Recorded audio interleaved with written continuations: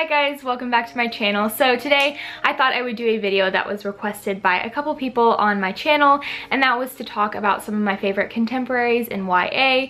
And I just felt like I would preface this first by saying that I have read a lot of YA contemporaries in my life, and not many of them have made my favorites list. I just personally do not get super attached to contemporary stories since they're mostly standalones and they're just kind of those feel-good books, but not many of them last in my brain.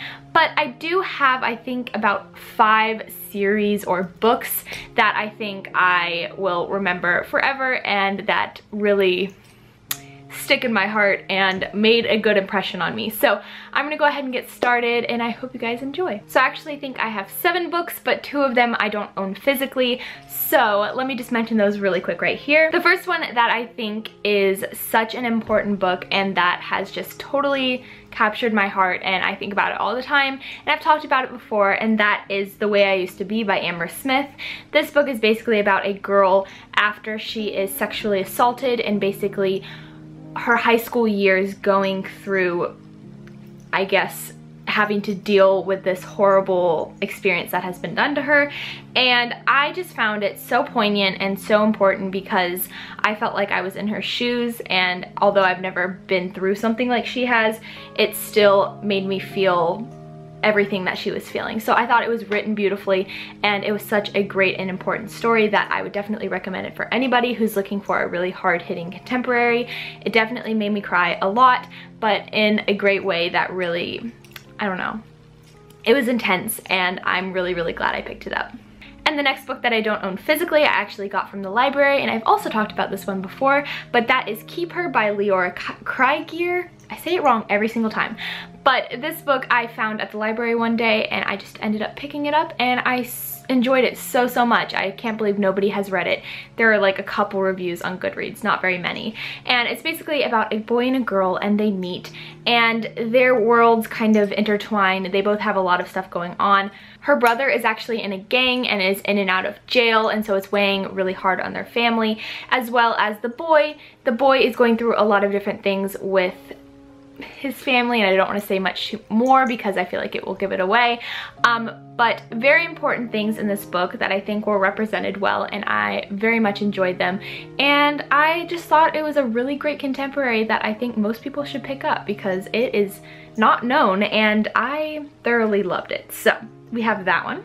Now we're gonna move on to physicals. So if you watch my channel, you would probably know this, but I am a avid Jenny Han fan. I have been a Jenny Han fan since I read her first series, which is the Summer I Turned Pretty series. I actually have all 3 books in this bind up.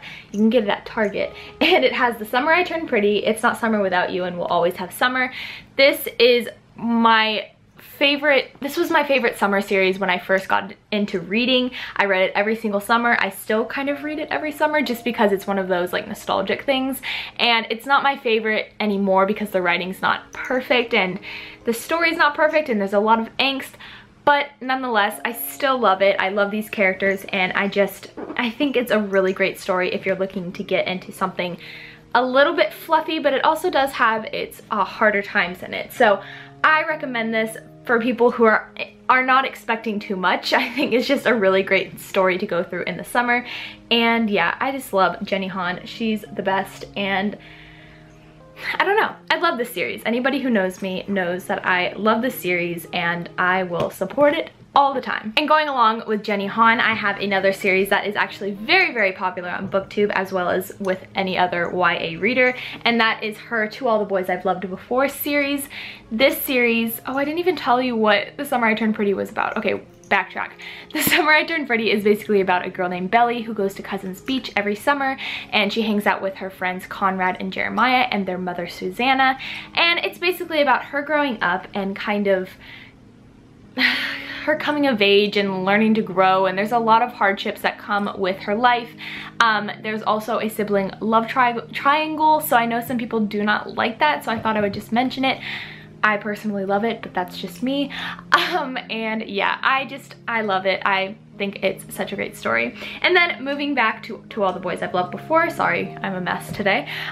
This story is basically about a girl named Lara Jean, and she writes letters about boys that she has loved, and when she wants to get over them, she writes a little love letter to them and puts them in a hat box and hides them under her bed and never plans on sending them out, but they accidentally get sent out one day. And it's basically about what happens after that and kind of the different issues that arise, and I love it. I was not super fascinated with the first and second book like I was with Jenny Han's other series, but when I got the third book recently, I fell in love, and I just love these characters. It's got such a great family aspect. I love all of the sisters, and the father is so great, and you know, it's just great. I think it's awesome how she represents a Korean American woman, and I don't know. I just think it's a great story, and I think if you're looking for something fluffy but also does go off of some important topics, then I would pick this one up for sure. You'll probably notice that these are all books that I've read really recently because I never really got into good YA contemporaries. I always read the really like cheesy ones that I think are just dumb and not good. But these are all books that I've read pretty recently, and so I really like them, and they're all still really fresh in my mind. And so this one that I have is Alex Approximately by Jen Bennett. This one I knew I was gonna like from the beginning. It's basically a When Harry Met Sally retelling, and or You've Got Mail. I say it wrong every single time. I think it's You've Got Mail. Oh god. You've Got Mail? You've Got Mail? Anybody? Anybody? This book is all about a girl named Bailey, or Mink as she's known online, talking to a boy named Alex, and they're big film nerds, and so they like to talk about films together online. And then Bailey moves, and she is just kind of, it's basically about her getting used to where she's living and making friends, and she works at this really awesome museum, and it just has all this really cute fluffy contemporary stuff, as well as a love-to-hate relationship with this boy named Porter at her work, and I just loved it. I didn't know what I would feel about it just because I knew the cover was beautiful, but I didn't know how it would play out, and I think it did such a great job, and I thoroughly enjoyed it. So I recommend this one to anybody looking for a really sweet contemporary because this made me very happy. Next is one that I have had on my shelf for a good while now, and I would start the first chapter and just really not get into it, but I read it recently while I was on a trip, and I absolutely adored it. I can't believe it took me this long to read it,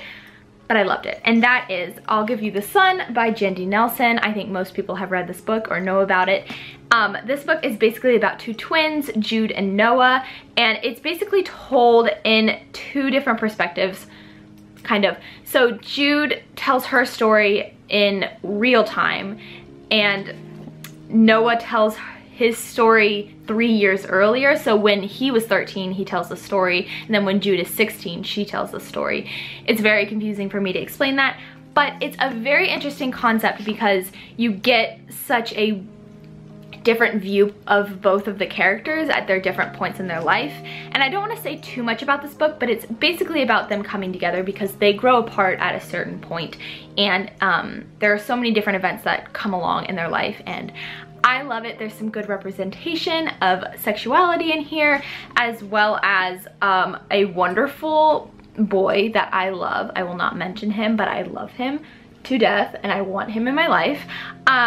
And I just found it very interesting. The family dynamic was also very cool, and I don't know. If this interests you, I would pick it up.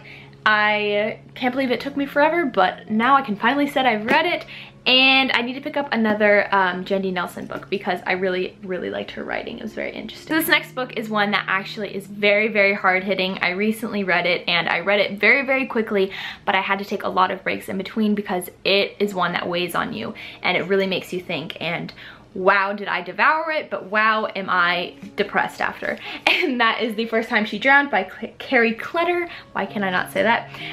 This book is basically about a girl and her really toxic relationship with her mother. Her mother puts her in a mental institution against her own will because she is not 18, so she doesn't really have a say. And it just kind of highlights all of the different moments where this mother is toxic to her daughter, and how that has affected our main character in every aspect of her life.